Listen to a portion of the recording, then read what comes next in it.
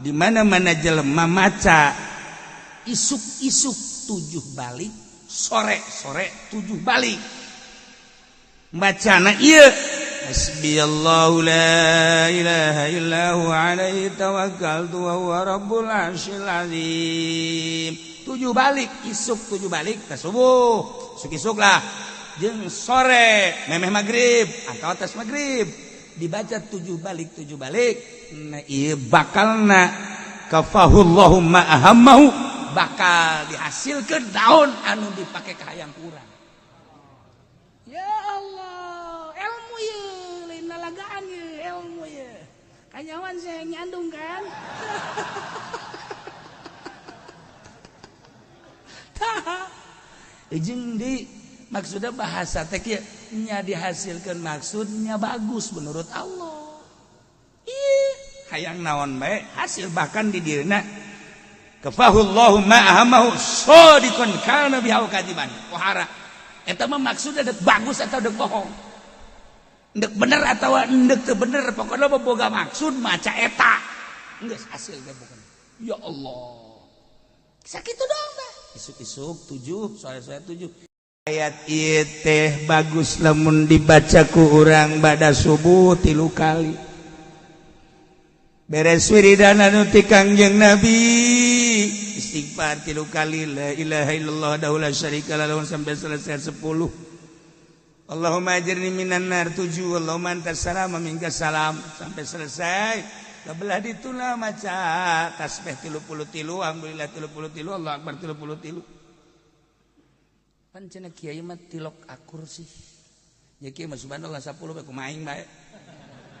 Sia mah 33. Aku lagi pernah nanyakeun ka Abah, kenapa eta maca eta seperti jadi kieu cek kan urang mah boga santri, geus urang wiridan dikurangan ngajar. Oh gitu, subhanallah 10 bae, 11 bae. Atuh ai henteu mah panjang kan henteu rek ngaji mah. Si mah di lembur ngaji henteu naon henteu nurutan aing 10 deui. Kabelah itu mah 5 bae lah. Kiai 10 urang cenah ta'adub. Goreng ada batu kiai na 10 urangna 10 mah. Nurutan Sidina Ali burungana. Tetep di imah mah eueuh gawe urang teh teu naon 33. Minimalna 10. Tuh kan. Terus baca ya. Laqad ja'akum rasulun min anfusikum azizun 'alaihi ma 'anittum harisun 'alaikum bil mu'minina raufur rahim. Fa in tawallaw faqul hasbiyallahu la ilaha illa huwa 'alaihi tawakkaltu wa rabbul 'arsyil 'azim. 3 kali. Ieu teh rahasiana panjang umur. Ieu lamun urang daek maca ieu ba'da subuh 3 kali panjang umur. Cek aki-aki umur 80 moal mah. Mal sakira aing. Geus berkat-berkat aing sakira. Siapa loon? Ibadah tuh. Aja masih dipanjangkan umur. Incu paeh deui sakira. Aing mah masih keneh aya keneh bae teh. Beak anak beak incu beak. Aing ningkat ku 95 gara-gara baca laqad ja'akum.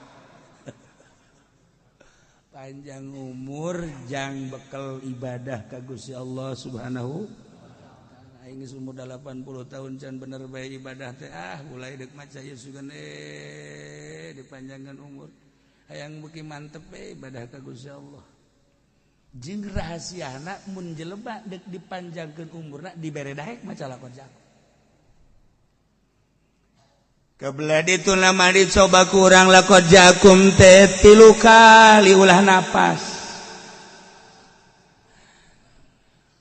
Laqad ja'akum rasulun nah, lamun masih kena kaburu 3 kali ulah napas berarti orang sehat. Masih kena panjang umur. Nah, lamun urang sakali kaduana geus salah ieu mah tereh ieu. Tereh. Beneran Ki Khairun almarhum almaghfur lah. Ki Khairun teh bapana Ki Romli teh bapana abah kula. Abah kula teh Abah Haji Damyati, abah kula jadi kula ka Ki Khairun teh kaopat. kula bin ke Kidamyati bin Kiromli bin Herun nya nama tah lamun aya jelema non gitu ngaranna Muria cai teh sangarana ulah ditinggalkeun nya asal geus kitu bae geus karumpul kabeh anak itu bener bae eta teh geus asal dibaca tah laqad ja'akum sakali dua kali katilu kali geus teu kuat geus boleh tinggalkan tak eta Herun eta beneran ieu mah tapi lamun 3 kali masih lancar kene insyaallah sih cager deh cekeun teh insyaallah cager deh ini mungkin bener eta Abah Haji Herun lakon jaku kula ge osok takut teh dipetakeun ku kula teh eta kula nanti abah nanti begitu bela boleh tinggalkan panjang umur tapi osok kebeneran bener kieunan J jelemana bisa kede sih ya ngobrol mah tapi ieu cek hate teh dibacaan tapi geus teu kuat nyesek teh tetep we sudah ditaringgalkeun bener sampai kaduana entak aya nu jiranna ulah minta cai ka kiai cekeuna asal cek kiai ulah ditinggalkeun geus tah ulah antepkeun lah cekeuna teh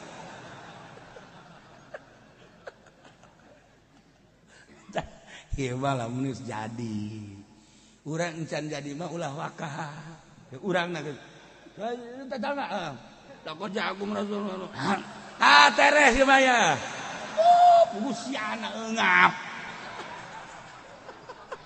ulah sok-sokan heulanan wiridkeun ku sorangan we heulanan wiridkeun ku sorangan ulah wakajang tatangga cobaan nu menta naon nu menta naon coba asana isukan ya emang aing teu kuat lakon jakum ya ulah ya lamun geus kataekan sering dibaca ku urang tek hadiahan abah hadiahan ke Herun tek osok kejadian padahal aja sehatkeun cenah tetep ulah tinggalkeun lah bener aya nu geus kritis di rumah sakit ke badi ICU lakon jakumna lancar kene panjang umur insyaallah nu paehna nu mau cai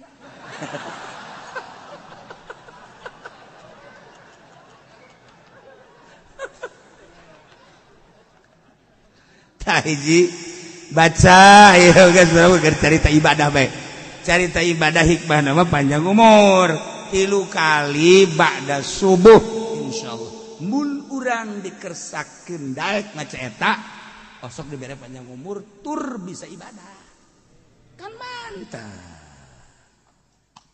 Nabi Darda gola man gola idza asbaha wa idza amsa hasbiyallah la ilaha illahu alaihi tawakkaltu huwa rabbul arsyil azim sab'a marrat kafahullahu ma ahamma di mana-mana jelema maca isuk-isuk 7 balik sore-sore 7 balik bacana ieu hasbiyallahu la ilaha illahu alaihi tawakkaltu wa huwa rabbul arsyil azim 7 balik isuk 7 balik ke subuh isuk lah jeung sore memeh magrib atau atas magrib dibaca 7 balik nah ieu bakalna kafahullahu ma ahammahu bakal dihasilkeun daun anu dipake ka hayang urang ya Allah ilmu ye lain lalagaan ye ilmu ye kanyawan saya nyandung kan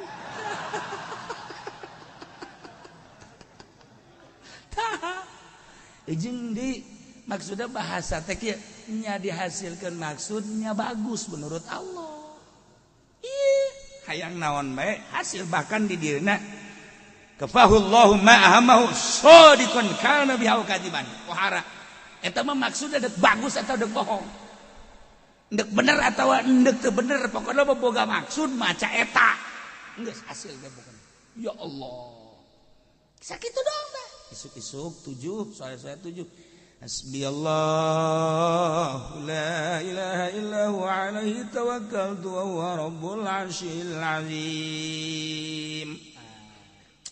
Bahkan ki muslim benda kerep ki kaukab kaki zaini ka abah doyong cukup baca ba'da salat maca hasbiyallahu wa ni'mal wakil 3 kali. Rasakeun coba gengke.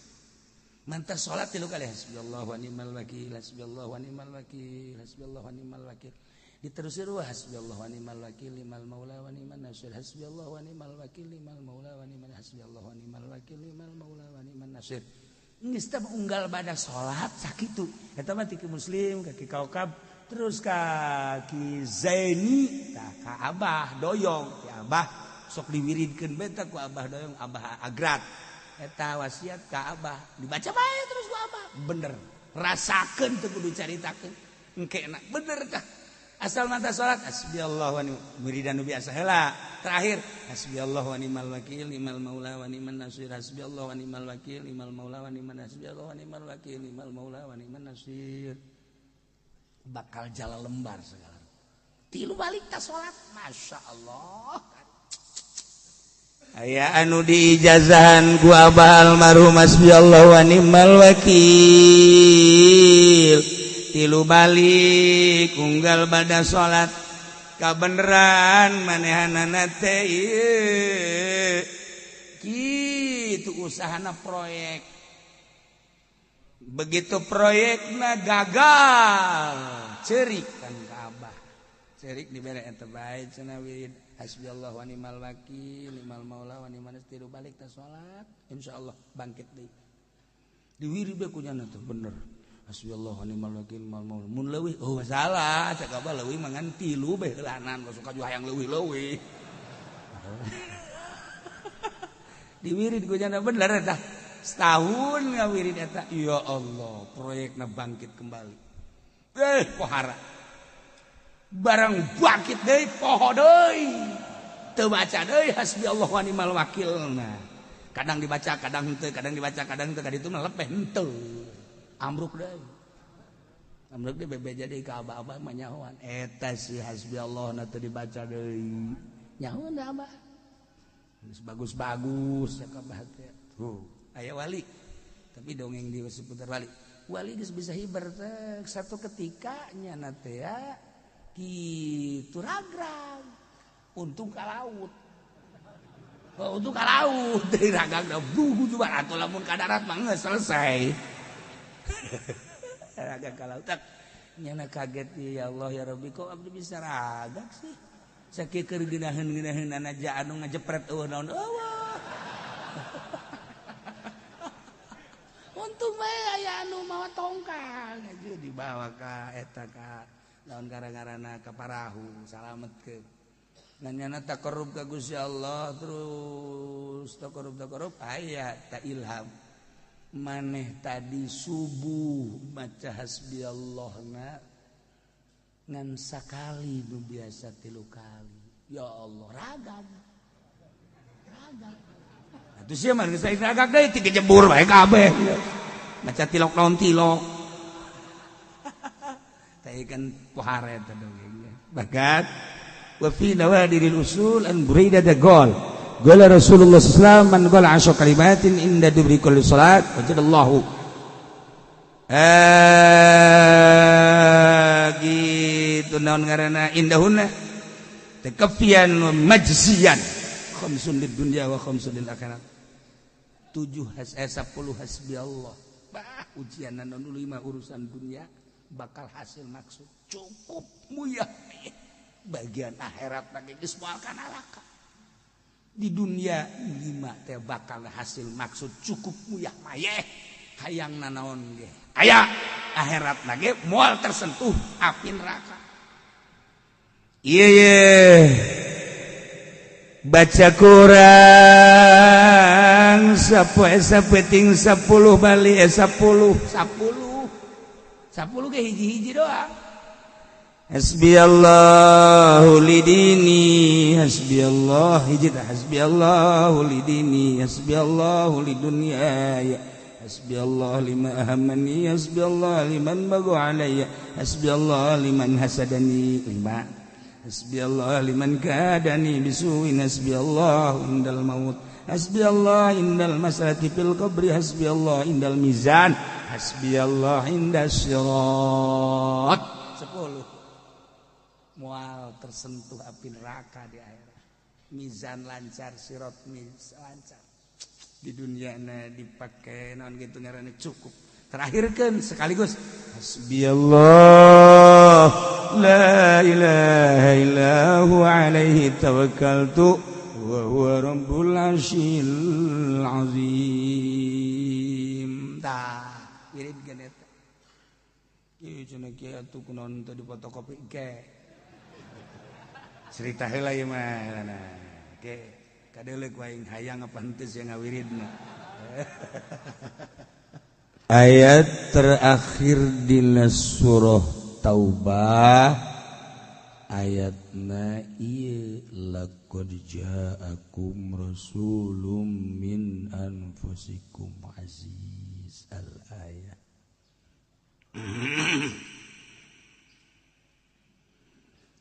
ieu ayat khitab khusus kafara orang Arab.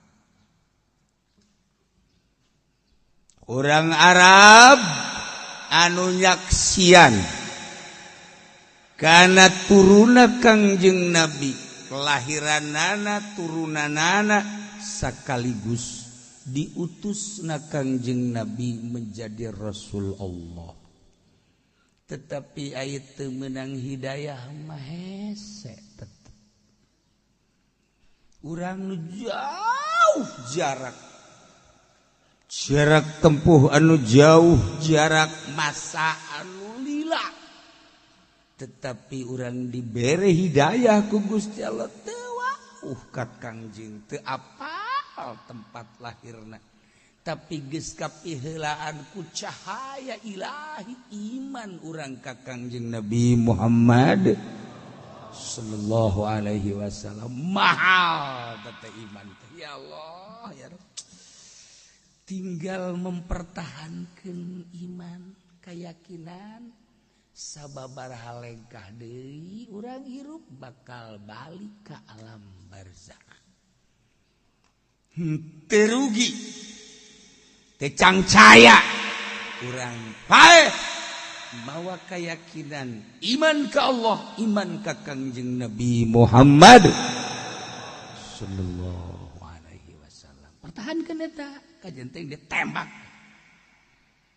enggeus kajian ditembak dibunuh dikumaha Allah Muhammad iman ke Allah iman ke Kangjeng Nabi salah ya Allah ya Rabb tapi lamun urang ditilik wari saki informasi geus poharana neangan bebener geus teh kudu ngaji melalui informasi elektronik ambalaya tapi itu diberi hidayah mah hese nu mantak peperangan multinasional Baghdad genjleng negara kabeh pimpin ku Saddam Hussein.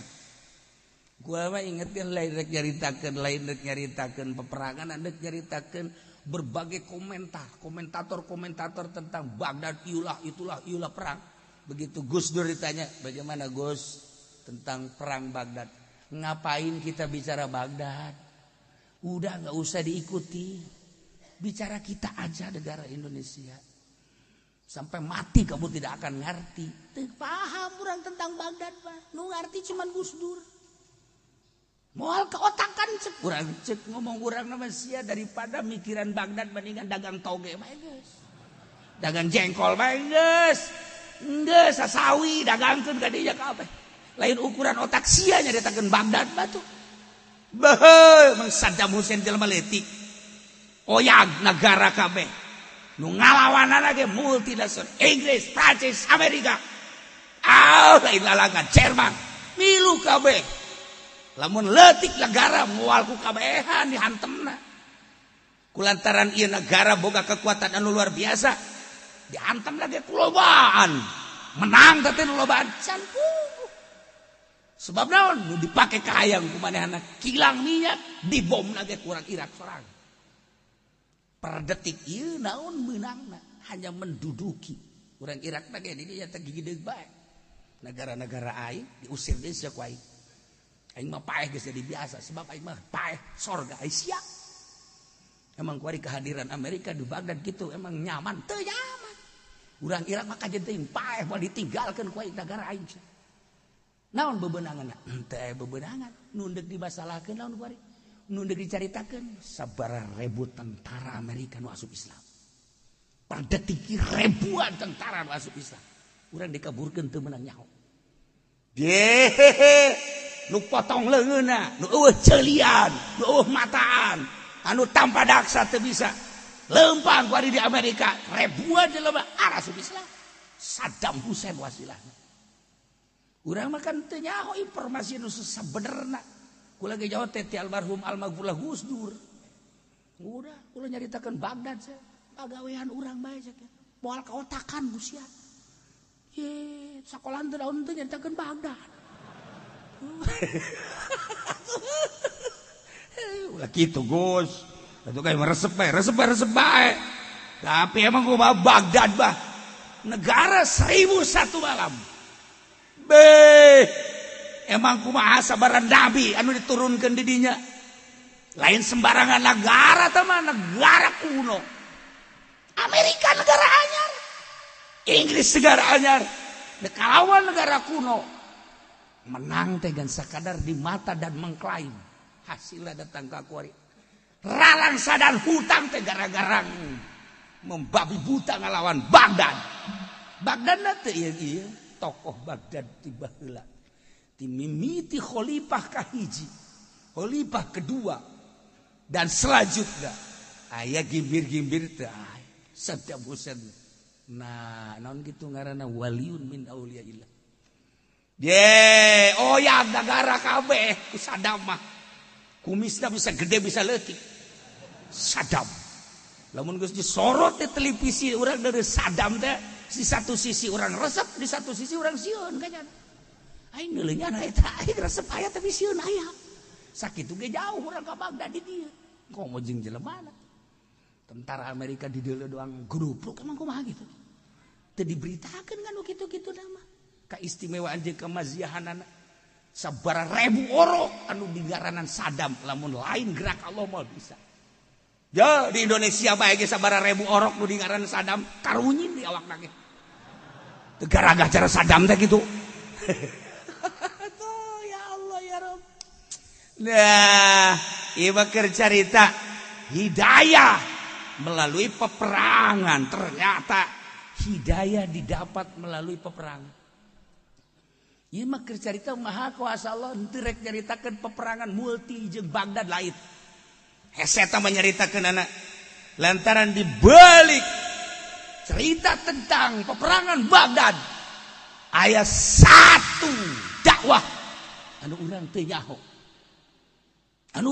selalu berdoa Saddam selesaikah ya Allah tugas saya selesaikah ya Allah tugas saya andai kata belum saya siap andai kata selesai nyanggahkeun abdi ka Gusti batur mah perang datang kaos kitu henteu perlu menang jeung eleh tetapi melaksanakan tugas saya sebagai kepala negara dakwah Islamnya hasilnya sabaraha ribu jelema anu asup Islam hasilnya urusan kilang minyak bom cak Saddam Hussein eta mah nu pangeran kurang ulah punya ulah tinggal Amerika bae begitu dibom teh ku Saddam wah naon jang urang bingung kan Amerika urang kasus ka ditu ka Baghdad teh kereta kilang minyak ambalaya berserakan negara acak-acakan tapi orang Irak bangunna tenang teu bermasalah Junaidil Baghdadi aya di Baghdad Abu Bakar Shibli aya di Baghdad Syekh Sri Sikti aya di Baghdad Syekh Ma'rufil Qurhi aya di Baghdad Tuan Syekh Abdul Qadir Al-Jailani aya di Baghdad tokoh-tokoh sufi dunia anu kuari jadi rujukan seluruh dunia aya di Baghdad kabeh Tenang orang Baghdad mah. Iya itu. Per detik ieu apakah kacau orang Baghdad? Ketika ya orang Amerika, geus deuk siapa gitu. Orang Baghdad asal dari orang Amerika geus.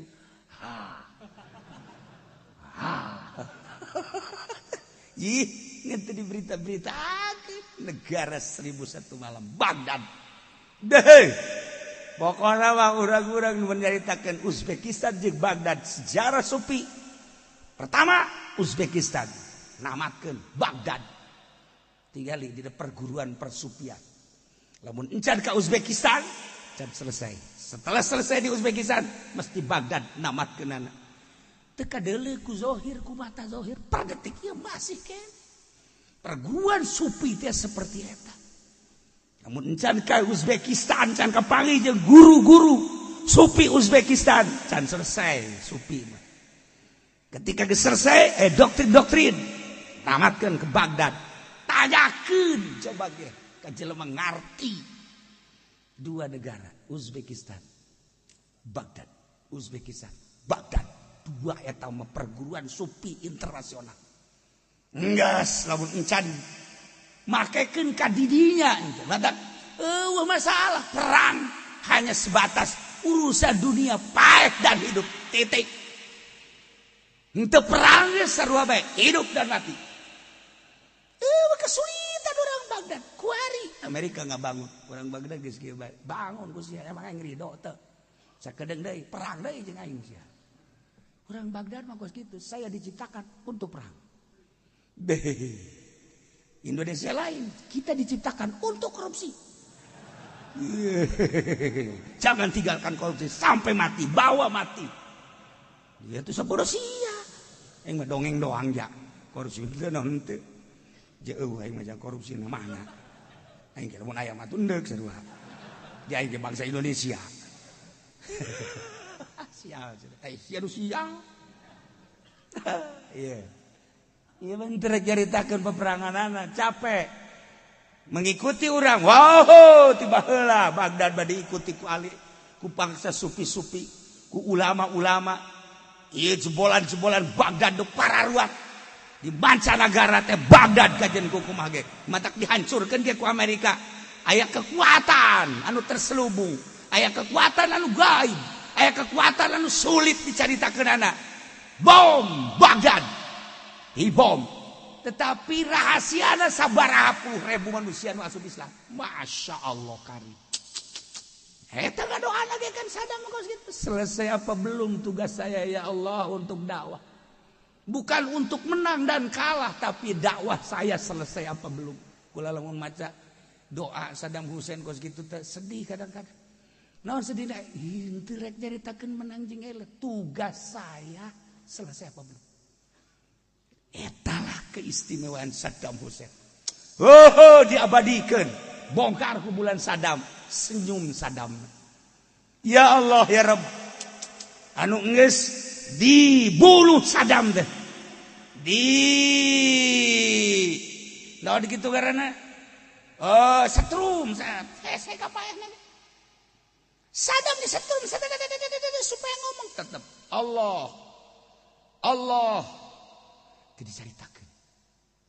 Setrum deui Saddam, di dia. Allah ingat ke Hajjaj baheula. Allah selesai sudah ya Allah tugas saya. Tek, hai. Bikeun kubur gali setelah 1 tahun. Nek diabadikeun senyum seungit caririk sa Baghdad gawe. Henteu rek caritakeun naon deuk caritakeun teh hidayah bangsa Baghdad, hidayah bangsa kafir nu asup Islam kudu melalui peperangan da kumaha atuh nya kos kitu hidayah. Di urang teh eta loba pengusaha-pengusaha Cina nu berhasil teu daek ya asup Islam, tapi begitu dibere susah deui asup Islam hidayahna kudu ku susah. Sabaraha encek anu asup Islam di urang ku susah. Ayo geura anu kamari di demo gubernur Jakarta saha? Batur Siap. Eta Ahok tah di demo kan ku kabehan teh. Nah, ieu kan diperkirakan deuk asup Islam ayeuna. Deuk asup Islam. Ahok teh eta kuari teh.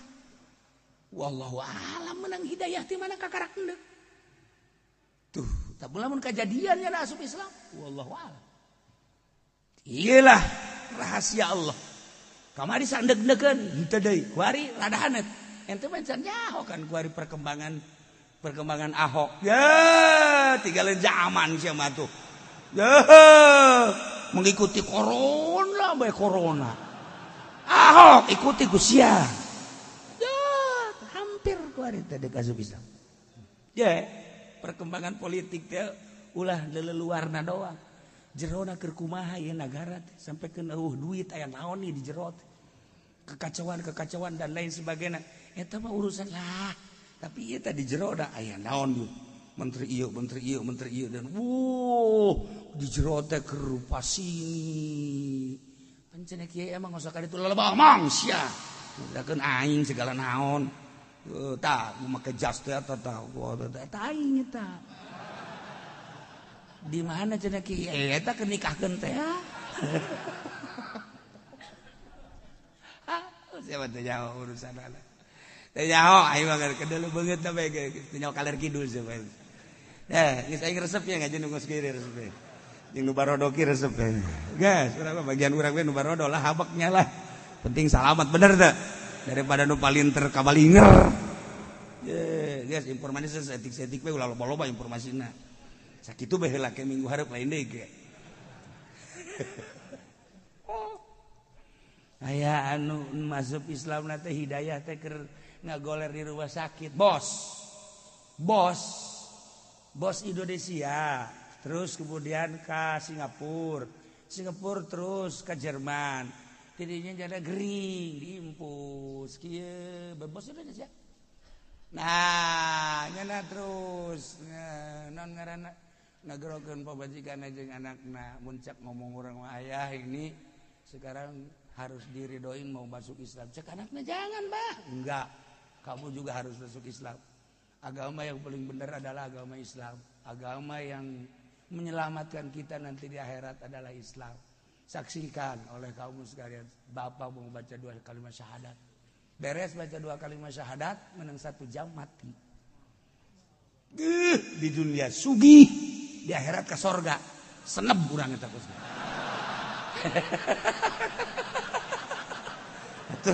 Cek nafsu urang. Tapi kan rahasia Allah eta.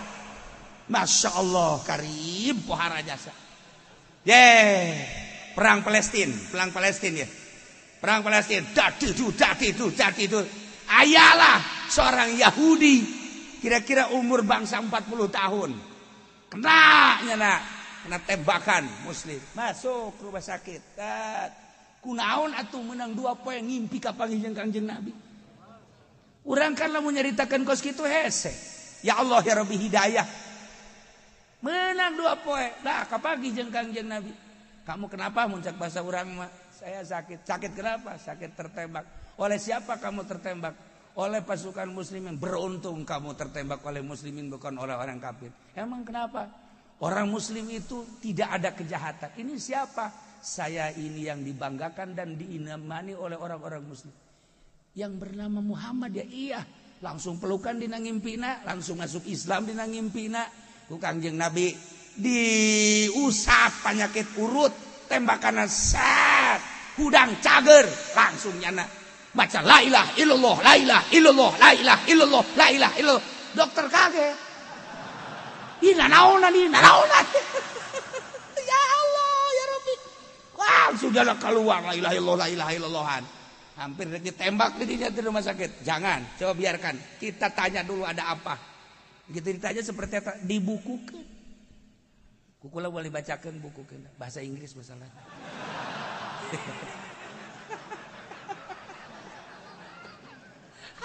Ya Allah ya Rabbi. Iman cerita naon lain cerita naon hidayah. Datang teh melalui impian. Lu tadi melalui penyakit, tadi melalui perang. Maha kawasa Allah. Tentang urusan Allah hidayah. Innaka la tahdi man ahbabta, walakinallahu yahdi man yasha. Jelema nu dipake ka dedeh ku Kangjeng Nabi. Paman sorangan anu urusan Kangjeng. Dedeuheun nyaheun Kangjeng Nabi. Ka aja mang kumaha ge ke kukula dibela di hadapan Allah nu penting mang iman ka Allah iman ka kaula cek mang ya Allah bersorangan nu dipake ka dedekunya teu diberi hidayah mah teu mahal hidayah nah ieu marek caritakeun teh Kangjeng Rasul teh diturunkeun ku Gusti Allah di Mekah dilahirkeun di Mekah digedekeun di Mekah diutus di Mekah khusus ka para urang Arab anu nyaksian kelahiran Kangjeng anu nyaho sepak terjang kehidupan Kangjeng anu apal diutusna sebagai Rasulullah Kangjeng turunlah ayat ieu ketika Kangjeng ka Madinah urang Madinah Juhainiyah sumping ka Kangjeng Qabilah aya naon cek Kangjeng kami mah eueuh deui iwal ti hayang ditulungan ku anjeun Muhammad cinta kami kadeudeung kami jeung karesep kami teh geus lila ka anjeun teh sumping ka dieu betapa bungahna kami ku kasumpingan anjeun Muhammad cak Kangjeng Nabi naon dipake ka hayang ku anjeun natlubu kami meminta teh hiji bae kasalamatan jaga di akhirat di dunia mah moal lila dulur urang, anak urang, incu urang geus nararawat lah paling ge jadi cacing tanah tapi engke di akhirat. Ya Allah, cek Kangjeng Nabi, lamun eta nu dipake ka hayang, siap. Turunlah ayat ieu. Laqad ja'akum rasulun min anfusikum aziz. Wahai orang Arab, yakin nyata jelas yakin geus datang ka aranjeun rasulun seorang utusan min anfusikum ti golongan aranjeun kabeh maksudna min anfusikum teh yakni sapagodos pada manusia bari apal anjeun kelahiranana bari apal turunanana bari apal kehidupan tileletik datang ka umur 40 tahun diangkatlah jadi Rasul Allah min anfusikum sapagodos jeung anjeun azizun sifatna Kangjeng Nabi sebagai Rasul teh azizun alaih ma'anitum wara pisan sabat pisan ka Kangjeng teh ma'anitum naon anu jadi kamasyakatan aranjeun kabeh anu jadi kabeng berat anjeun anu jadi kaembung anjeun teh Kangjeng Nabi teh sangat aziz artina aziz teh berat hayang aranjeun kabeh teh ulah aya kasulitan hayang Kangjeng Nabi teh ningali anjeun teh salamet hayang ningali aranjeun kabeh teh ulah aya we kenakalan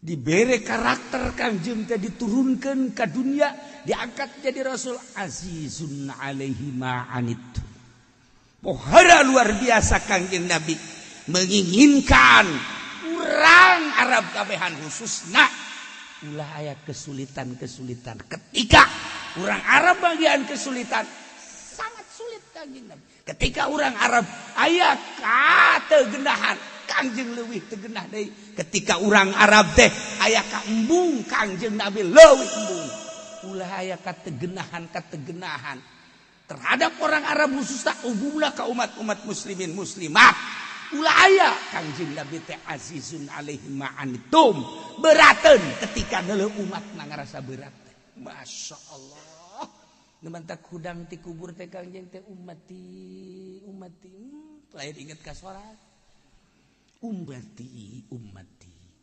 bangga orang boga Kangjeng Nabi seperti itu.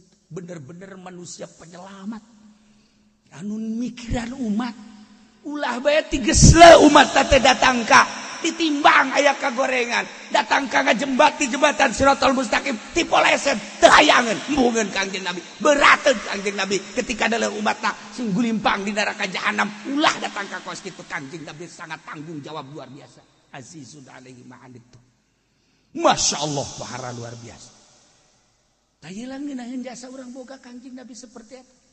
Cak Kangjeng Nabi panggihan kaula di mizan, panggihan kaula di jembatan Siratal Mustaqim. Kula nu bakal nyapaatan ka aranjeun kabeh. Geus jelas jelema nu salalamet mah bisa berangkat sorangan ka sorga. Iyalah jelema-jelema nu carilaka nya teu ditulungan. Panggihan kula di mizan, panggihan kula di jembatan Siratal Mustaqim. Kula dia azizun alaihi ma'anittum. Ngarasa berat ketika umat manggih ka berat teh. Ulah aya anu teh salamat hiji-hiji acan. Ya Allah, ya Rabb. Iyalah laqad ja'akum rasulun min anfusikum azizun alaihi ma'anittum. Harisun alaikum tur kaseng serem Kangjeng Nabi karanjeun kabeh anta tadu kenayen menang pituduh harajen kabeh anu pohara jadi kameumeut anu pohara jadi kahayang anu jadi kapikiran per detikna kaseng seremak Kangjeng Nabi teh harisun alaikum karajen kabeh khusus da urang Arab nu nyaksian kelahiran Kangjeng anu nyaksian sepak terjang Kangjeng anu apal turunan Kangjeng anu apal kana diangkat jadi rasulna Kangjeng umumna mah jang urang kabehan Kangjeng Nabi teh kaseng srem mak ka urang kabehan supaya urang kabehan teh meunang pituduh kabeh masyaallah imankeun ka Allah imankeun ka kaula sebagai rasul Allah ulah datang ke salah ngimankeun. Oh, dari penyelamat iwal ti kula cek Kangjeng Nabi. Nu nuduhkeun bahwa Sang Maha Khalik adalah Allah. Nu nuduhkeun melalui kaula syariat-syariat. Nu nuduhkeun melalui kula karena berbagai hakikat. Kula teh hayang anjeun teh meunang pituduh wabeh. Kula hayang kaluar tina hidayah. Harisun alaikum. Numantak diteruskeun ku hari perjuangan Kangjeng ku para ulama sarua ngabogahan azizun alaihi ma'anittum harisun alaikum lamun kiai dan teu boga harisun alaikum henteu kasrem hayang menang pituduh ka mana bae umat teh lewatna leumpangna mengkolna diantep ieu kiai anu bahaya nu kos anu hararese urang teh ieu teh harisun alaikum kasengsrem hayang menang pituduh ulah aya kesalahan di mana aya kesalahan umat teh urang teh sebagai kiai cemburu aduh bake jeung salah eta teh teu yahueun keur gahareupan neraka aslina bapan urang teh keur dicekelan ku malaikat embun-embunan urang wa ma min dabatin fil ardi huwa illa huwa akhizun binasiyatiha. Urang teh keur dicekelan bun-bunan teh ku malaikat. Sakapeung waktu malaikat mawa urang ka majelis taklim, mawa urang ka masjid, mawa urang ka pengajian. Sakapeung waktu mah nafsu urang menggebu dibawa urang teh ku malaikat teh melalui nafsu dibawa ka orkes, dibawa ke tempat judi, dibawa ke tempat zidah, dibawa ke tempat mabuk naudzubillah min zalik. Itu dibawa ieu teh urang teh. Masya Allah karim. Nah ketika dibawa ku malaikat dikamasjidkeun bunga urang harisun alaikum dibawa ke tempat pengajian harisun alaikum dibawa ke tempat benar harisun alaikum ketika dibawa ke tempat maksiat nyeri hati urang ya Allah ya Rabbi teh nyahueun teh keur dibawa ka neraka nu sabenerna mah dibawa ka neraka teh ku malaikat teh ditarik-tarik tuh ya Allah ya Rabbi aslina makan seperti eta aslina. Masya Allah karim. Urang teh ieu teh henteu karasa bahwa urang keur dicekelan ku malaikat. dibawa ku malaikat. Ya Allah ya. Waful mujrimuna bisimahum. Bakal kayawan ke di akhirat jelema anu doraka dengan tanda-tanda jeung ciri-cirina kadorakaan jelema. Patukhadu bin nawasi wal aqdam diseredan. Buuk-buuk lamun awewe teh mah sak bin nawasi. Wal aqdam diseredan, suku-sukuna dampal-dampal sukuna. Masyaallah karim. Eta teh cek Imam Saroni lain di akhirat, di dunia keneh ge sarua keur diseredan bae. Turapul mujrimuna bisimahum patukhadu bin nawasi wal aqdam. Tapi jelema anu bagus mah haripu fi wujuhihim nadratan naim. Jelema anu bakal dikasorgakeun mah kajahoan dina wajahna nadratan naim, cerah, ceria, dibawa ka pengajian kajen teuing teu dahar heula kuat. Ngan geus deuleuan jembal. Kiai loswat cenah cekeuna ieu. Demo sia ka aing. Nadratan naim, masyaallah.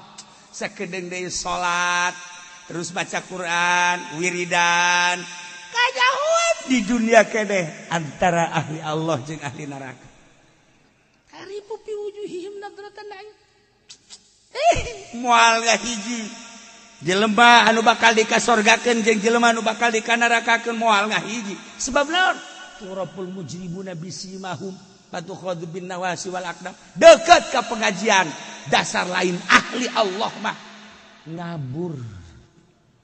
Ji dekat ka masjid teh jauheun tihang masjid kos kumaha. Teh jauh nya dekat ka masjid teh eueuh antara imahna jeung masjid tapi teh jauh tilok ngitungan tiang masjid. Nya nama aya pengajian di masjid eta 20-an jeung tihang-tihangna aya 10 berarti nu gaji 10. Teh tuh kan. Tak ieu teh maksudna teu kajahoan.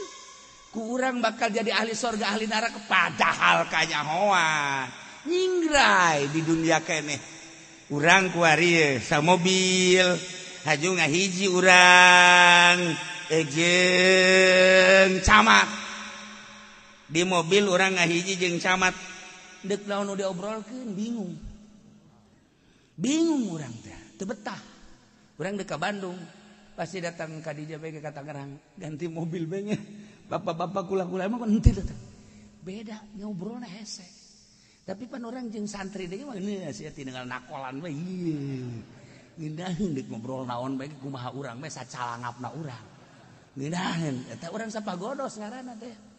Tapi urang ngobrol jeung polisi deuk ngobrolkeun naon urang mah. Ngobrolkeun bintang jajan naon bintang urang mah. Hayu coba hayu ngobrolkeun balok jang naon di mage ambal aya balok teu kapake tuh. Balok teu urang bisa bingung urang. Ya, urusan sakola teh jaho, urusan tahapan derajat-derajat teh jaho urang mah diajak ngobrol ge lah sapira nu kos kitu babari mah babaringan teu hayang nyaho. Sebab naon sapira kos kitu. Jadi dina hartina mah teu nyambung bae heulana. Urang sa mobil jeung DPR deuk ngomong naon aya. Kecuali Ki Fudoli lain deui teh mah nama. Emang semi nya nama tuh. Bisa teh mah ngobrol teh mah sebab osok aya bagianana pan per bulanana uang jago. Panyana ge sok ngomong sia jadi DPR ge nang aing goblok sia. Barang penting aing ngadoakeun atuh aya ana bae ku kucuran sia ka aing saeutik. Kiai goblok beureun teh mah nya. Teu bisa orang ngobrol jeung DPR teu bisa. Nyaritakeun perkembangan politik yang teu bisa. Ieu deuk nyaritakeun naon ieu deuk nyaritakeun teh misah turaful mujrimuna bisiba DPR jeung DPR bangsa ahli neraka. PNS ya tuh anu teu salat sia mah sok aju ka aing teh goblok. Mana nu benerna heulanana tuh. Teu bisa urang. Tapi kan urang aya ngobrol kos kieu mah pan ngeunaheun bae sacalangapna urang. Sabodoh ngeunaheun teu ngeunaheun sabodoh sia. Ngaji los teu ngaji los. Moal cenah mah minggu hareup moal ngaji los. Terus aing mah nu gaji aing mah jeung anak aing bae.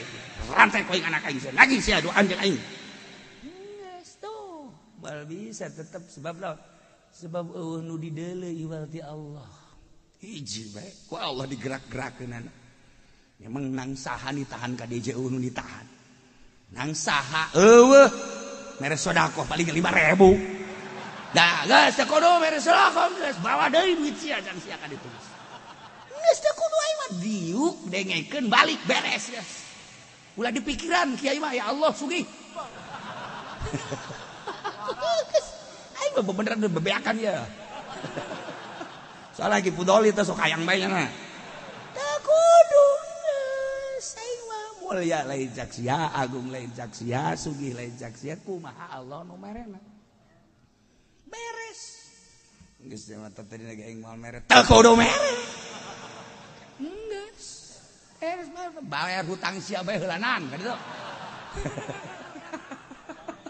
Ye, ieu majelis kieu 15 miliar leuwih ieu. Ye, 15 miliar leuwih ieu. Apa aya duit sia di dieu? Ya Allah. Ye, sia mah dieu kayuhan ngeunaheun tah. Gas, besok mah nun teu mayar di luar ngajina. Sia jadi kiai baju orang tungtungna. Ieu mah aya nu pangnyeunkeun we, ieu mah jelema teu bebeja acan. Geus aya duit urang kabeh. Di masyarakat kabehan babarengan meunang 1,5 miliar. Ieu teh beakna kuari 16 miliar. Encan anggeus. Munarana bakal munara Banten itu tuh. Encan bangsa 5 miliar deui. Aja nang di mana kieu duit teh? Cii, sawa mikiran kae. Teu kudu mikiran. Allah sugih. Hei kiai, atuh susah aing mah.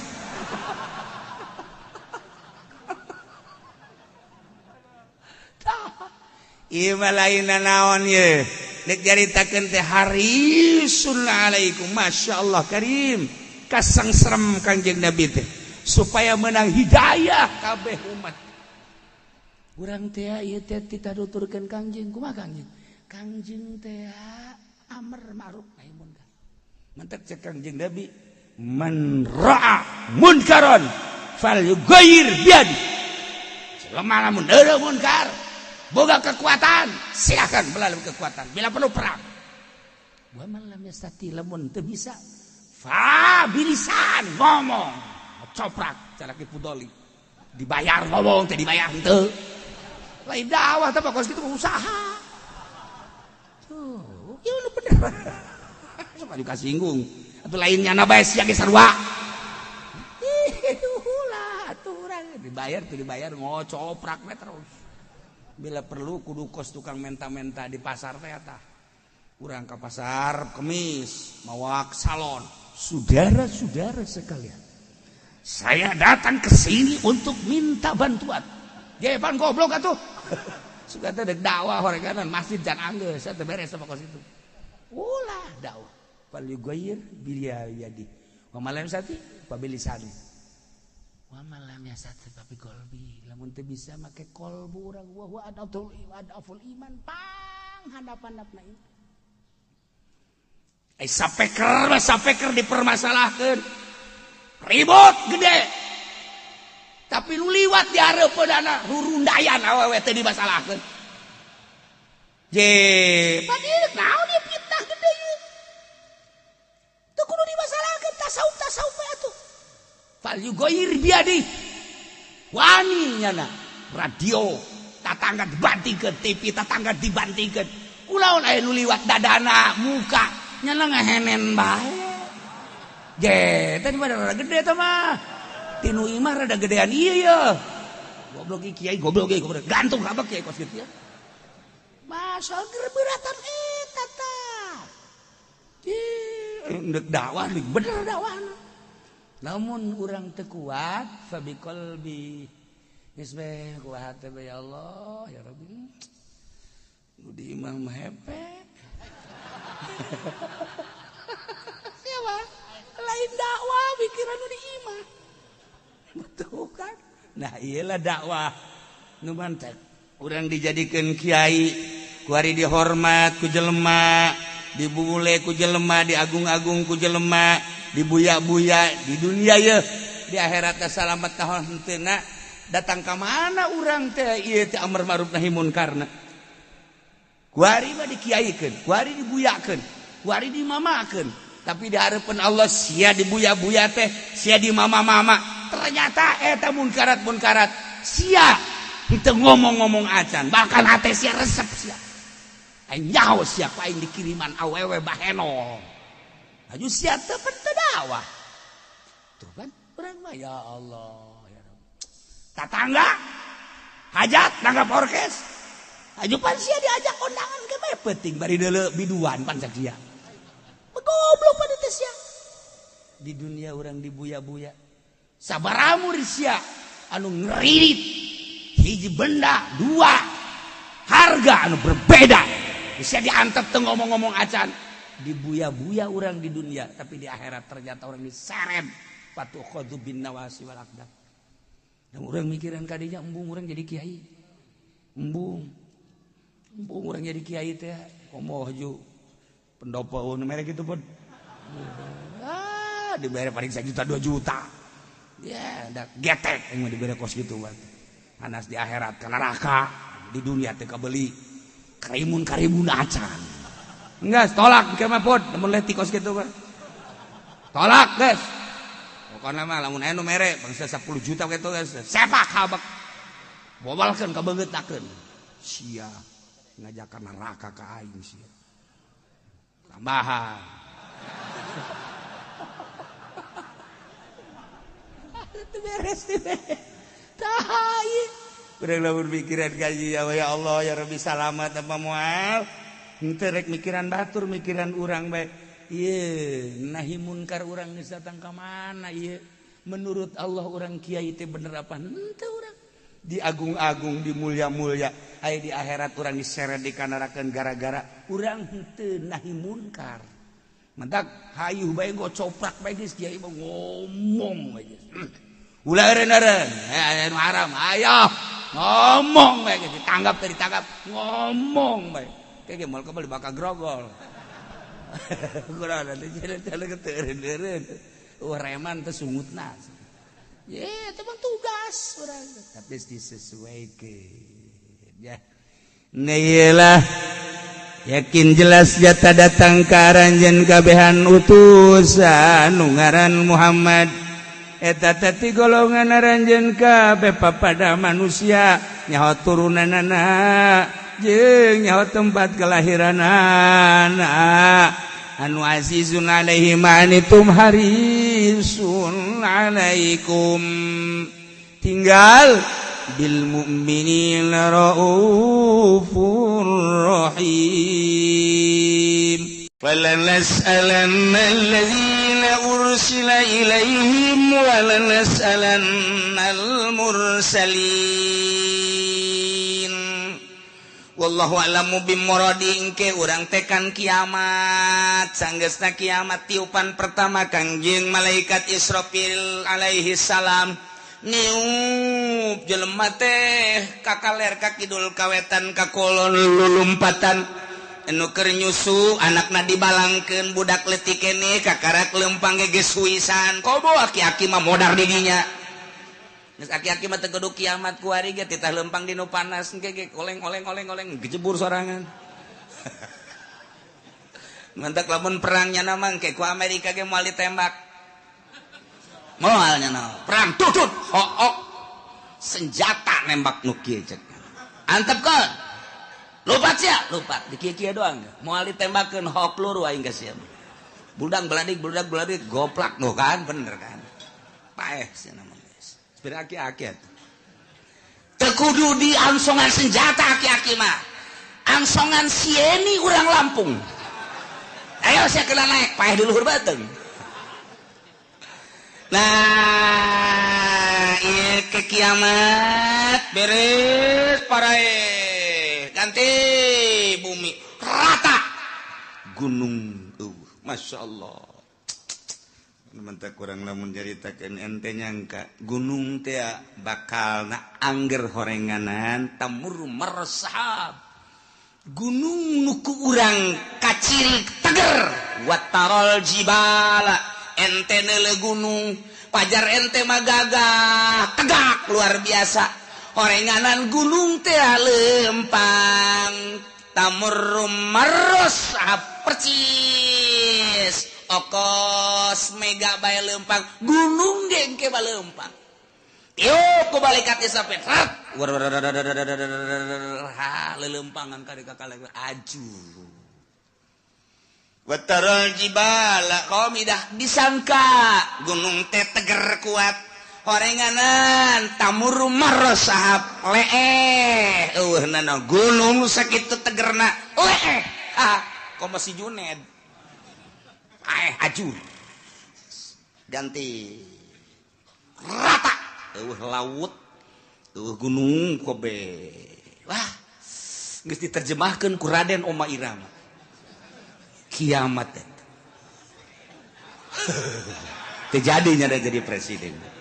Masya Allah, gunung-gunung yang tinggi menjulang hari itu akan dimusnahkan. Wah, pohara jasa. Masya Allah, lautan yang dalam sarua bae eta kos kitu jana beunang di Quran masalah eta. Ya Allah, ya Rabbi. Beres kabeh. Kuari hujan, teng tiup roh ku malaikat Israfil. Saat merelentis kostoge cal roh ararasu ngeguh jelema. Nu tadina sepi eueuh sasah. Wabeh poe kullu man 'alaya fan wa yabqa wajhu rabbika dzul jalali wal kullu man 'alaya fan wabeh aya di bumi langit rusak modar kabeh. Wa yabqa wajhu rabbika dzul jalali wal ikram. Hanya Gusti Allah sorangan. Nang tangan Gusti Allah limanil mulkul yaum. Can jadi raja apa ieu? Ai, raja Mesir, raja Mekah, raja Yaman, raja Indonesia, udang. Ngaku sia jadi raja. Hah? Hayu udang Jokowi udang. Prabowo udang, cak Prabowo hirup kene we can nyaho. Bawa jadi henteu. Itu bae turun geus. Coba Soekarno udah kayak dia udah ke Pak Harto udah Gus Dur saya kan dilengserkan ya Gus Dur ya saya emang gak ada tanggung jawab bukan dilengserkan kalau saya lanjut baru saya tanggung jawab untung saya dilengserkan ya udah cek malaikat Israfil tenang Dur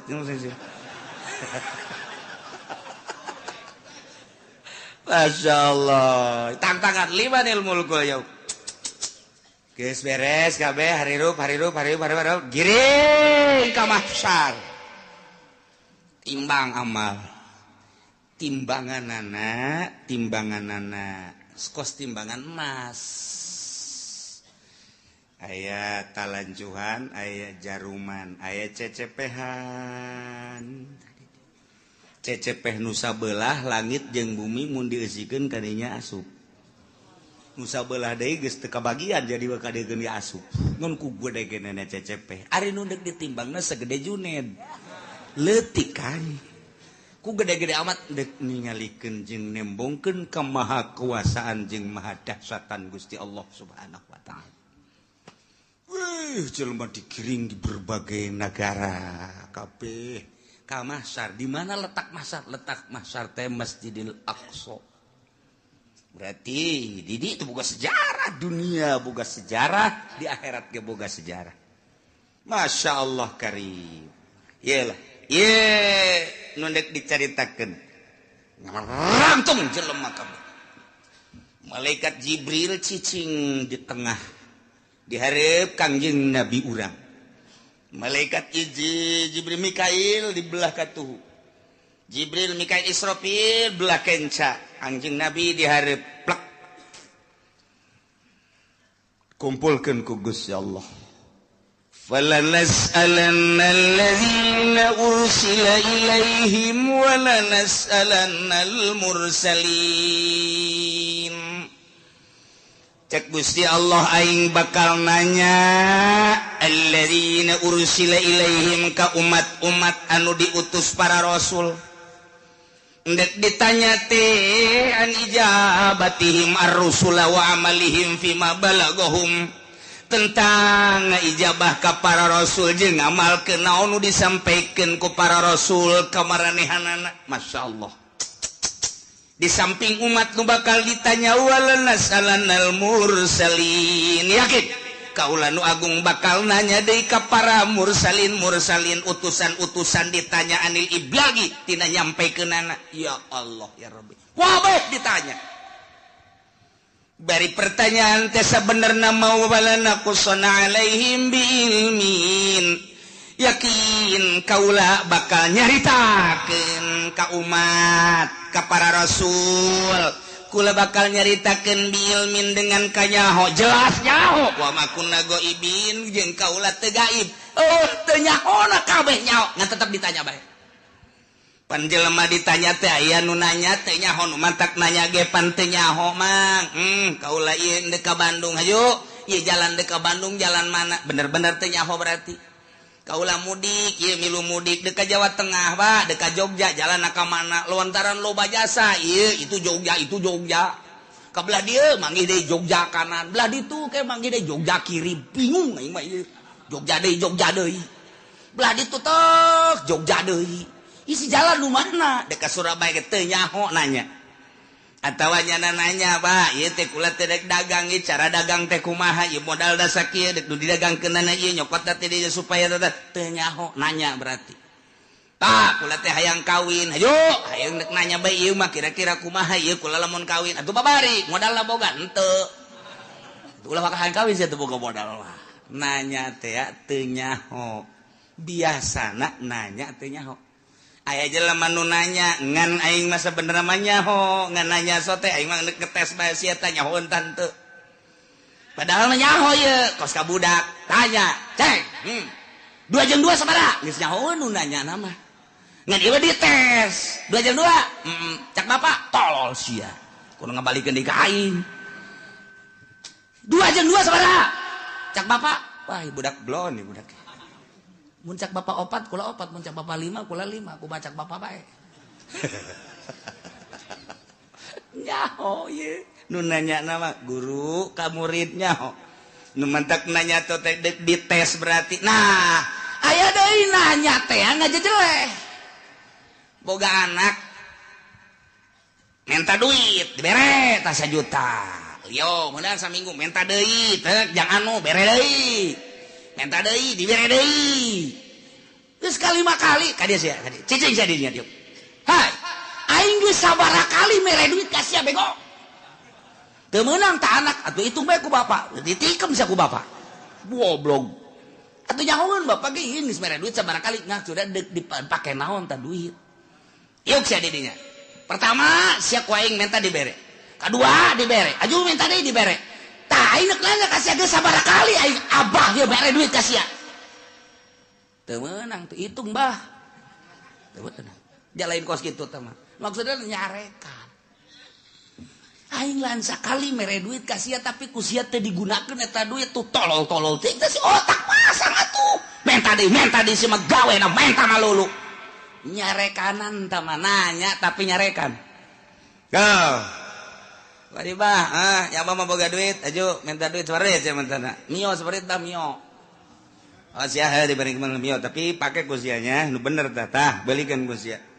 Lamun kredit jeung cash lain deui bah hargana. Lamun kredit sabaraha? Barakara kredit? Ngomong sia lain sari. Bahkan hese dek beli cash deh di akhir zaman mah kredit bermodel. Yahudi teh geus kos karar itu bae. Nah, belikeun. Menang meureunanan setengah bulan bah. Ang melikeun motor deui motor naon? Motor mio. Anu itu ka mana? Aya mah aya bah. Ngan ieu kebutuhan aya deui bah. Bere deui. Ja aya ieu bapana ge. Duit mah eueuh bapana mah aya. Aya tah. Bere deui. Bere deui 3 kali. Budak motor kamarana nya dibeli cenah kebutuhan barang ditanyakan ternyata dijual. Oh adek abah sabaraha kali belikeun motor ka sia? Hah? Sabaraha kali? Padahal mah nanya nyaun jan umang meulikeun ge abah. Pan make nanya deuk nyarekan. Nah, ieu ge sarua yeuh. Allah teh deuk nanya ka umat. Atuh teh kudu ditanya ku Gusti Allah jauhkeun nyahoeun. Ja Allah mah pangeran. Urang turun ka alam dunya Allah nyahoeun, ku ari hirup dihirupan ku Allah, Allah Maha Uninga. kemudian urang kuari ayeuna dibaya pagawean dagang berpolitik atau Allah mamahauninya kapae urang mah teu nyaho ira bakal pae Allah bagus nyahoeun. Kok make ditanya tuh urang ku Gusti Allah nanya dadek nyarekan ka urang. Nah, iya. Sia bakal ditanya ku Gusti Allah.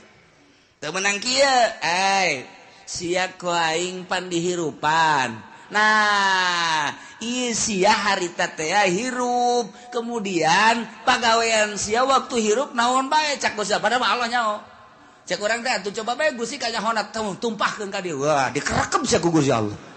Teu meunang kos kitu nyanggakeun sadaya-daya Gusti, mun Gusti Maha Uninga. Nah, ieu bakal ditanya urang. Kabeh ditanya. Urang sebagai makhluk ditanya, Kangjeng Nabi lagi ditanya sarua bae. Urang ditanya tentang naon? Tentang an ijabatihim ar-rusul wa amalihim fima balaghahum. Urang teh ngaijabah ka Kangjeng Nabi. Narima kana ka Kangjeng Nabi syariatna jeung ngamalkeun datang ka mana? Ditanya. Zaman Kangjeng, zaman sahabat, zaman tabi'in, zaman para wali, kuari. Junaid maju. Enggak. Zaman saha hirup? Beye. Aing mah lain nanya rajana lain. Kiai sia nu nyampaikeun amanah para rasul. Nu nyampaikeun nu tabligh, nyampaikeun amanah rasul saha zaman sia? Abdi harita teh kitu mui abdi harita di kecamatan mah kitu Kiturmudi naiknya ke kabupaten ju naik di nya ke provinsi. Pernah nyampaikan? Ai dibayar nyampaikan. Ai henteu. Mana? Muina mana? Mui. Panggil mui. Ih, kuari nyana ngeungeunahana. Mui nagara sia saha harita? Mui abdi aya orang kronjo. Panggil. Iya, nu formal. Nu formal dipanggil. Eta mah geus teu bares tah mah. Lantaran nya nama ngomong aya dibayar, teu ngomong teu dibayar teu ngomong. Dibere daek ngomong boga jabatan, teu boga jabatan teu daek ngomong. Ieu mah anu berkeliaran bae sa. Nah aya digigir.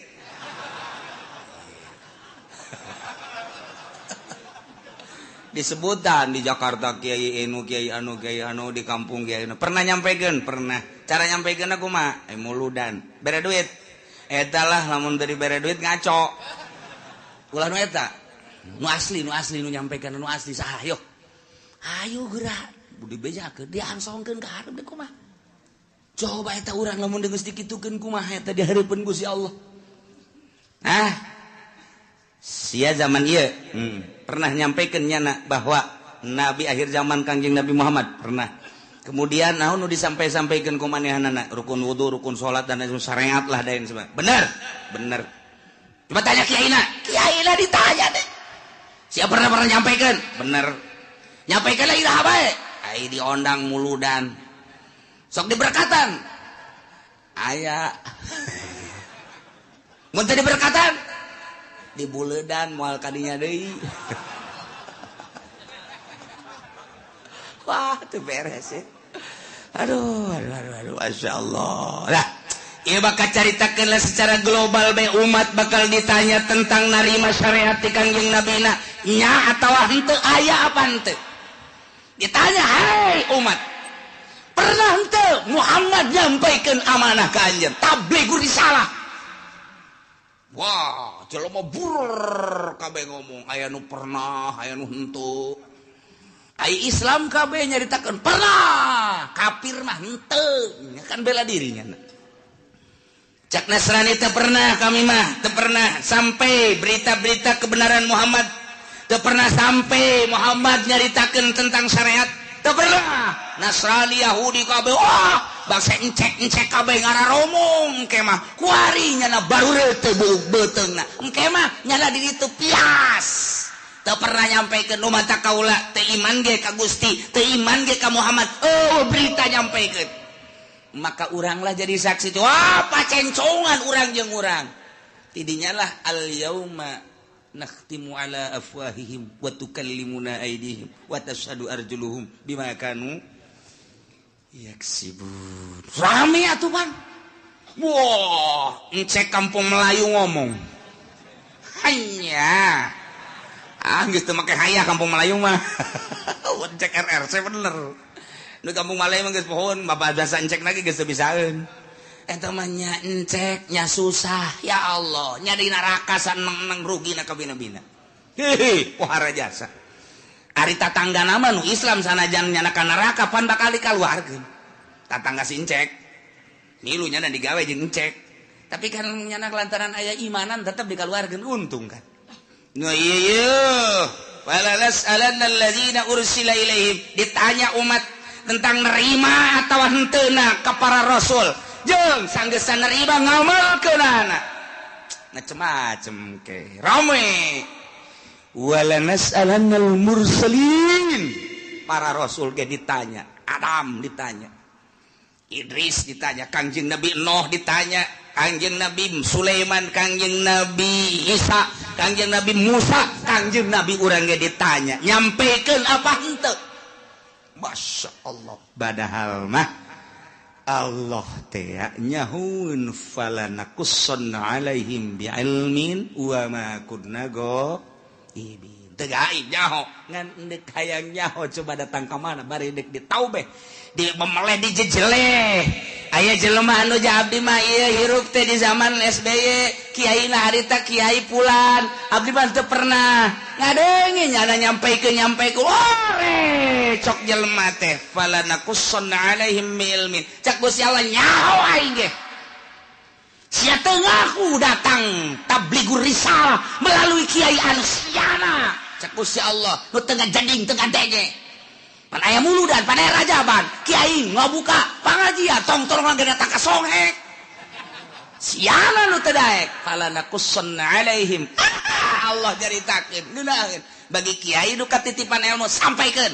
Besingke di akhirat ditanya, walanas alannal mursalin, ditanya para mursalin, ditanya para wali, para kiai ketika urang dikahareupeun. Kiai anu sieun di zaman anu nyampaikeun teu? Henteu. Kunaon sia dititapan emang teu nyampekeun? Oh nu ngondang. Kunaon sia nu mata kayang diondang? Ieu. Cak ditangkal amun naon tah? Naon tah? Teu nyaho nya nambongan di ditu tah. Ngadeukeun tukang sate. Ieu tah. Tuh kan ditanya kabeh, umat ditanya, para rasul ditanya, Gusti Allah.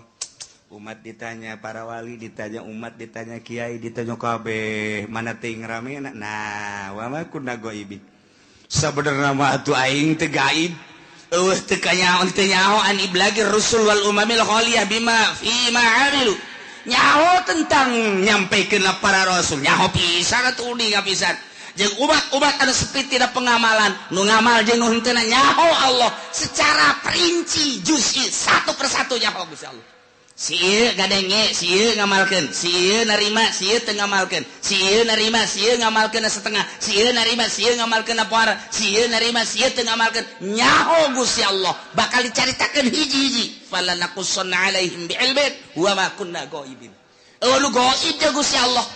Gusti Allah maha uninga. Nu mantak urang kuari salat ti penting teu kudu dikanyahokeun ku tatangga cukup ku Gusti Allah.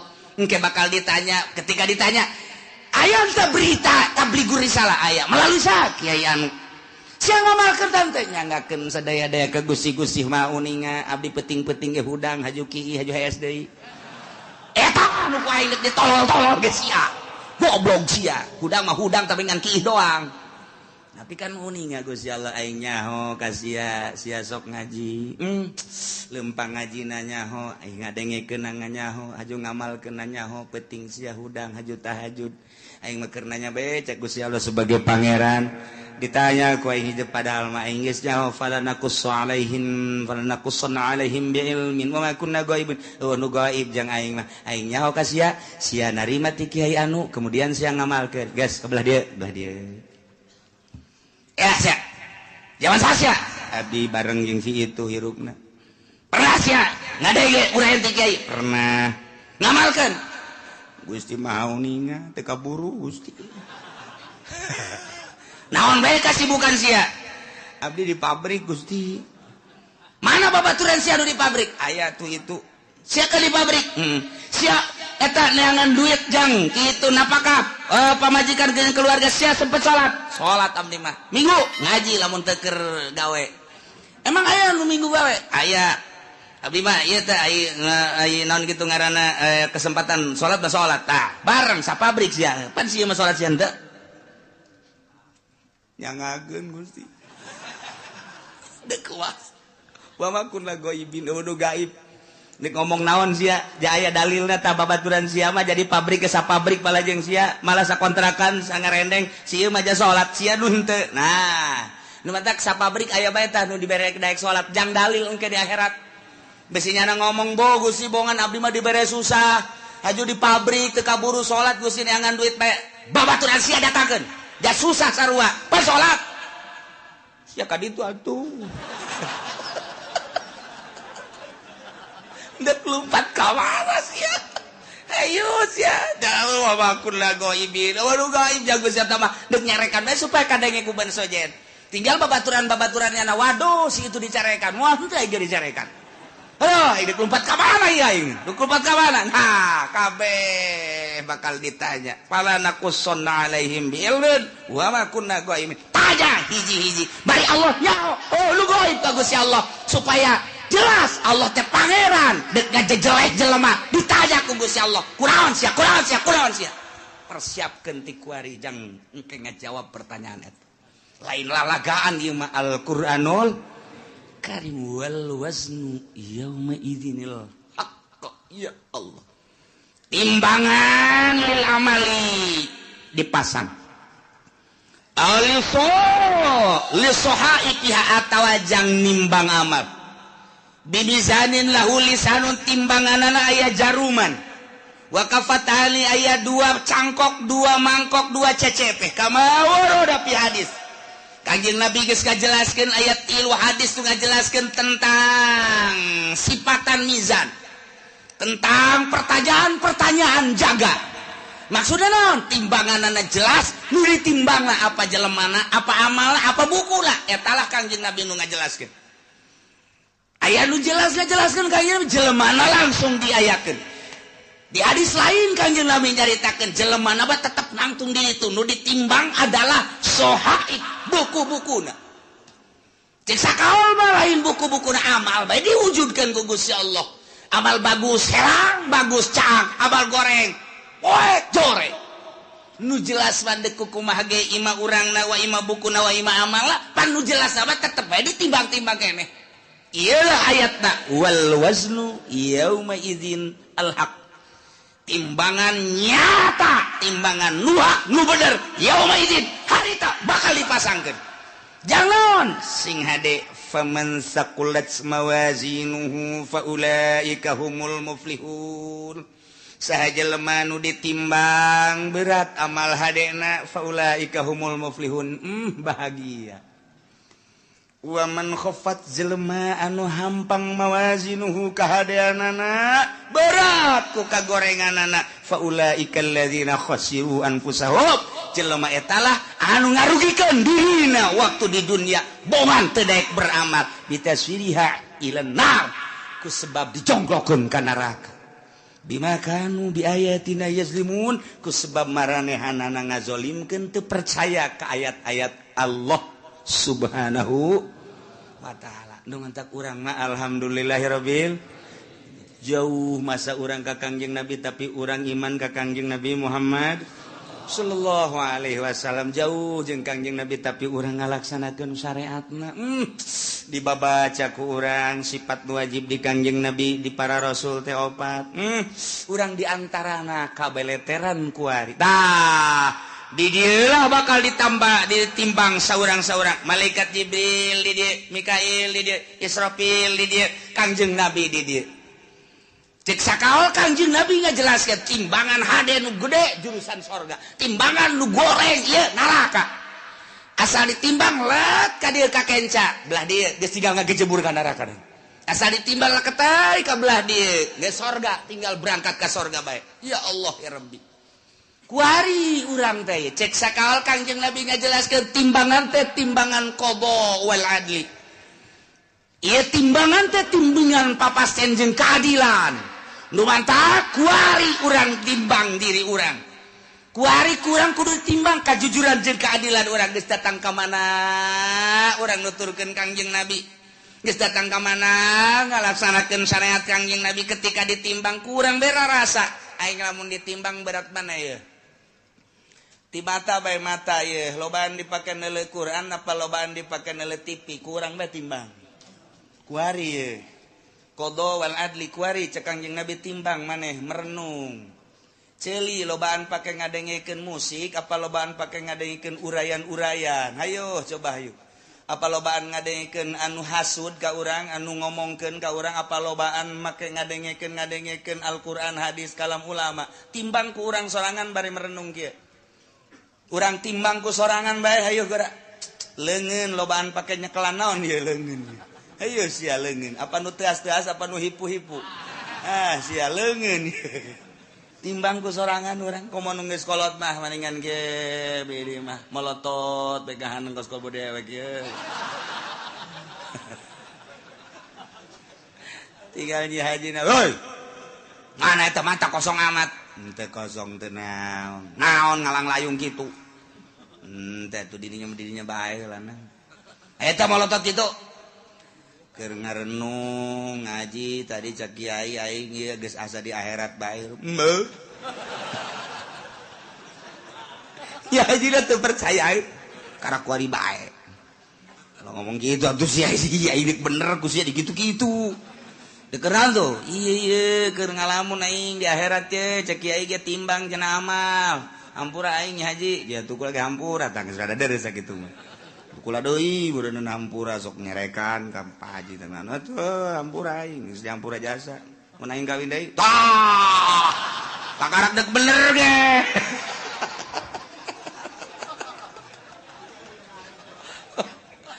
Tah urang ngarenung ieu aing lamun ditimbang kuari andai kata paeh aing ye. Ditimbang beratan ka mana? Mulai urang ngurucut cai mata. Gusti.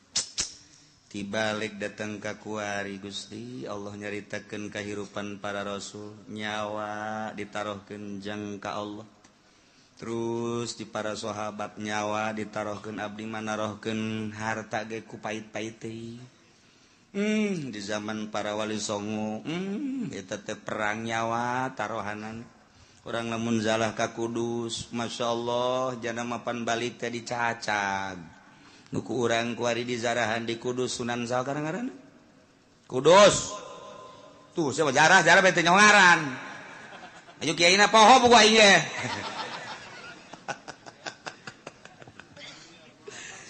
Tuh.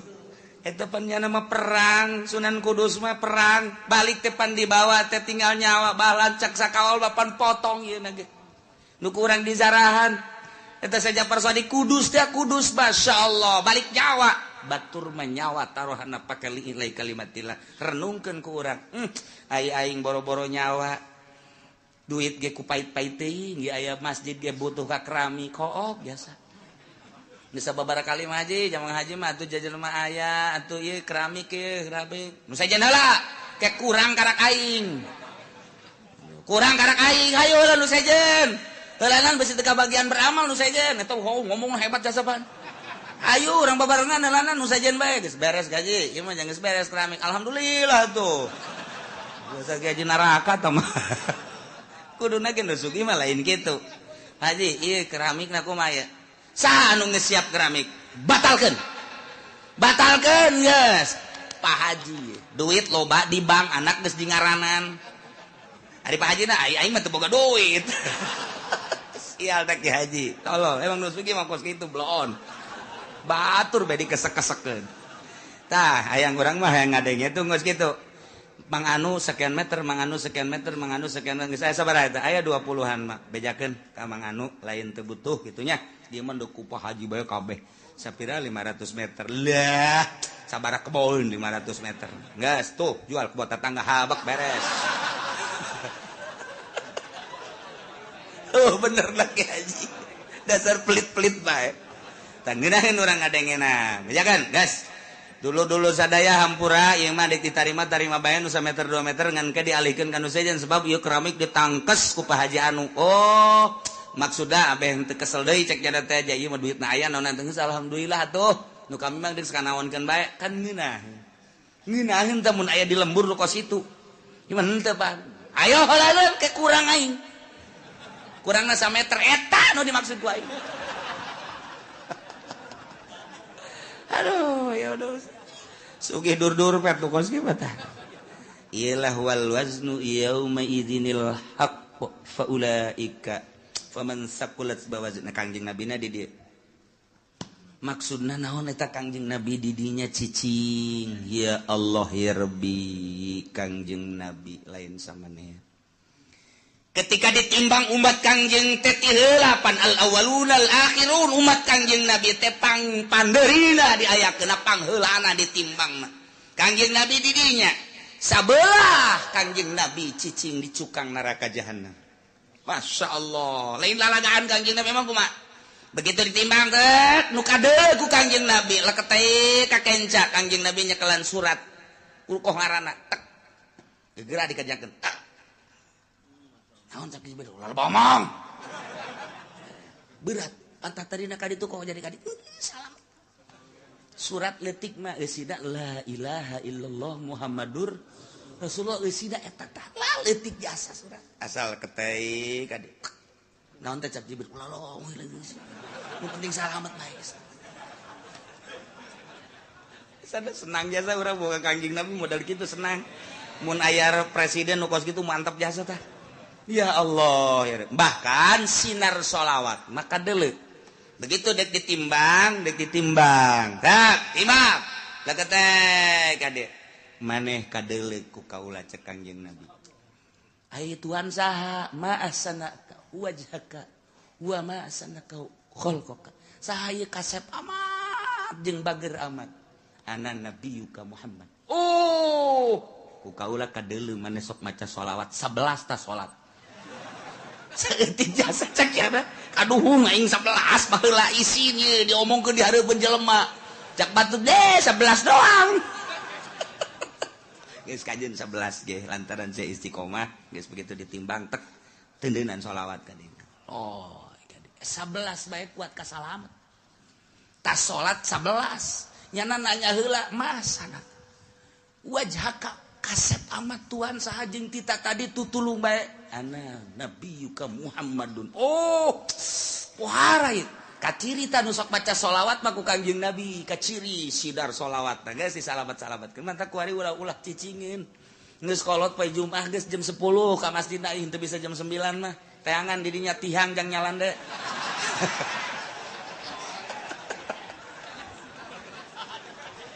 Tungtungna lain baca sholawat. Tasbih ka mana, mata ka mana. Bahkan aya nu nyokot ge tah babaturan atas tasbih teh nyaho nya na. Barang hudang aya tasbih aing ka mana. Aduh teh baca sholawat lah mumpung urang hirup, komo nu geus kolot mah ieu inget wal waznu yauma idzinil haqq ya Allah ya Rabbi. Ingis jasa. Untung aya Kangjeng Nabi urang, Kangjeng Nabi Muhammad sallallahu alaihi wasallam. Lantaran kabeladianan mah cepet ya cepet, limbangna cepet. Cepet jadi Kangjeng Nabi kan lah tuh kulantaran sorangan nimbang cepet lai ka dieu lai ka dieu aya anu henteu kabagian sapaat kaburu Kangjeng Nabi na keur munyeuna ka dieu ieu ka dieu dibalangkeun ka ditu kan waduh aing Muhammad bae cek jana aing teu kabagian lieu tapi tetap Kangjeng Nabi kadeuleu ku Kangjeng Nabi pas gagolepak ka neraka cekel ku Kangjeng Nabi entap tulung ka malaikat Jibril salamet ka eta ji atuh mah geus jore cek eta teh jadi itu lagi main simplong melulu ya. Aya solawatan cek Kangjeng Nabi. Sabaraha sih sok maca solawat? Ai muludan ceknya. Maca tante, henteu ngadengekeun doang. Lumayan sakitu ge cek Kangjeng Nabi. Nya daek ngadengekeun. Assalamualaikum zainal anbiya. Ya assalamu alayka atqal atqiyai. Nu macana mah santri kan jeung kiai. Ai sia, gula mah cenah ngatur-ngatur eta berkat ceknya. Aju ngatur-ngatur diatur teu jang kula heula teu. Tetap salamet bae pan mah poara eta ngan eta teh ngaguling heula ka neraka tah mah tapi tetep kok ngajar rewel Jibril salametkeun. Masya Allah Kangjeng Nabi moal aya pang sibuk-sibukna ieu ketika wal wasdu yauma idzinil haq. Sibuk biasa Kangjeng Nabi. Geus manu ieu, geus manu itu, geus manu ieu, nu itu geus ulah aya bae umat Kangjeng Nabi nu ngagolepak ka neraka pohara jasa pan. Mantak teh kuari usul ka Kangjeng Nabi beusi engke kalepasan. Teu kadeuleu teu karawel lajung teu kalekep ka bapak tuh. Padoh pan geus kalekep apa teu kadeuleu ku Kangjeng Nabi. Umat aing geus beakeun can Jibril. Beak geus. Aya wae nu teu kalekep, bangona mah aya. Pasti tadi Aisyah kieu sibukna cek Kangjeng Nabi ka dieu itu. Eta lah aya bae. Coba, dam. Ya, tuh bener. Cabut Jibril, cabut. Aisyah teh kalekep kunaon? Kredit cek kira teh. Lebat ketik wari urang lobakeun maca sholawat ka Kangjeng Nabi Muhammad sallallahu alaihi wasallam. Apalkeun ayat ieu mah ieu jang supaya urang merenung. Wal waznu ari timbangan yauma izin nalika dipertanyakeun umat jeung para nabi yakni yaumal kiamah al haqu timbangan nu jelas nu hak nu nyata bakal dipasangkeun urang bakal ditimbang ima urangna langsung wa ima amalna wa ima bukuna nu bakal ditimbang nu jelas deuk mamana ge pasti ditimbang. Renungkeun ku urang aing mun ditimbang beratan mana haju Kangjeng Nabi neuleuh tah henteu ka aing saat eta mun urang ditimbang bagus nikmat amat ketika urang ditimbang goreng haju Kangjeng Nabi neuleuh tetep ku Kangjeng Nabi diamankeun ieu nu rempan mah timbangan urang jorek Kangjeng Nabi na teu neuleuh ka urang apa teh kalekep eta tah ieu tah nu dikhawatirkeun beusi ti kalekep doa. Masyaallah mudah-mudahan urang kabehan engke katingali ku Kangjeng Nabi urang disafaatan ku Kangjeng Nabi urang sehingga urang kabehan salamet di bawah bendera Kangjeng Nabi urang Kangjeng Nabi Muhammad sallallahu alaihi wasallam. Allahumma salli wa sallim ala sayyidina Muhammadin fil awwalin wal akhirin wa barik wa sallim wa radiyallahu ta'ala an sadatina ashabi sayyidina Rasulillahi ajma'in. Alhamdulillahi rabbil alamin hamdan yuwafi ni'amahu wa yukafi'u mazidah ya rabbana lakal hamdu kama yanbaghi li jalali wajhikal karim wa 'azimi sultanik. Allahumma salli salatan tunajjina biha min jami'il ahwali wal afat wa taqdi lana biha jami'al hajat wa tutahhiruna biha min jami'is sayyiat tarfa'una biha 'indaka 'ala darajat wa tuballighuna biha aqsal ghayat min jami'il khairati fil hayati wa ba'dal mamat. Allahumma ij'al wa awsil wa balligh thawaba ma qara'nahu minal Qur'anil 'azim wa ma dzakarnahu wa ma sabahnahu wa ma shallaina 'ala sayyidina Muhammadin sallallahu alaihi wasallam ila arwahi jami' ahlil kubur minal muslimin wal muslimat wal mu'minin wal mu'minat khususan ila arwahi jami' masyayikhina wa ila arwahi abaina wa ummahatina jaddina wa jaddatina khususan ila ruhi abi wa ila ruhi ummi. Allahumma ighfir lahum warhamhum wa'afihim wa'fu anhum. Allahumma ij'al quburahum rawdatan min riyadil jinan wa la taj'al quburahum hufratan min hufarin niran. Allahumma ij'al ni'matana da'imah wa daulatana qa'imah wa auladana wa talamidana ulama wa la tusallit alaina zalima wa la tusallit alaina man la yakhafuka wa la yarhamuna. Allahumma sallimna wa sallim dinana wa la tasabbaqtana zi imanana warzuqna ya Allah khairai dunya wal akhirah. Allahumma inna maghfirataka arja min amalina wa inna rahmataka awsa'u min dhunubina. Allahumma illam nakun ahlan lan tablugha rahmatan nablugha rahmataka rahmatuka ahlun lan tablughana ya wasi'at kulla syai'in arhamar rahimin.